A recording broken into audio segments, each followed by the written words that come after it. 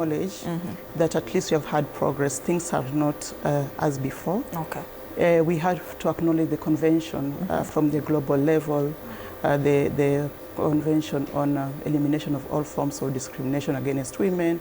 There are commitments at Africa level, like Africa Union Agenda 2063, that affirms that every country should really commit towards addressing gender equality. And all this strips down to a country level, whereby in our constitution, Article 27, everyone has a right to education, everyone has a right to participation and health care and even other provision within the constitution. And so from our end as World Vision, we believe that at least we have been able to make strides in terms of ensuring that we realize gender equality. But because this is a cultural issue that has been with us, especially Africans, for a very long time, we can't say that it will end like tomorrow. So that's why we are having even the International Women's Day, to be able to remind the communities, to be able to remind countries that, hey, we still have commitments that we need to accomplish for us to realize gender equality.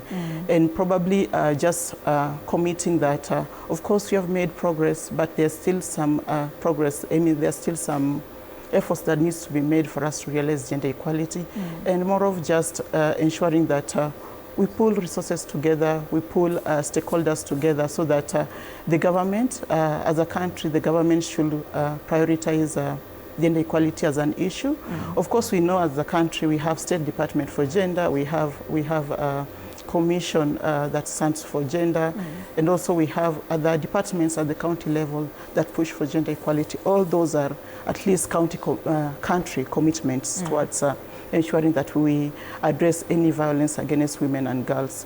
But when it comes now to the implementation of the policies, that's where we are having a bit of a gap. And just calling upon the government to support in terms of ensuring that as much as we are prioritizing infrastructure development, as much as we are prioritizing other areas, we also need to prioritize gender equality in the country, because we can't realize development if we leave gender equality behind.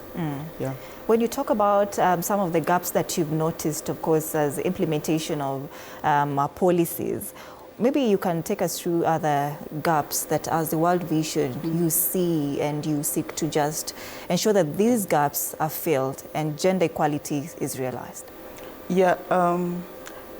It runs across so many issues, from policy to budgetary allocation to unequalized distribution of resources. For instance, you're realizing that in semi-arid areas, women and girls still face a lot of violence, including female genital mutilation, child marriage, and other forms of violence against children. So those are the gaps. And being a patriarchal society, and being that most of the leadership is held by men, you realize that when these discussions are put on the table, then they are not really prioritized. When you look at the allocations, most of the time it is the gender department that is given the least allocation when it comes to addressing the gender issues. And so another gap exists in terms of our policing and the administrators who are supposed to prosecute or put the perpetrators to book. There still exist those gaps within the community, where you find girls are being defiled, girls are being forcefully taken through FGM, child marriage, and still you realize that even if these cases are reported, very few are put on books. So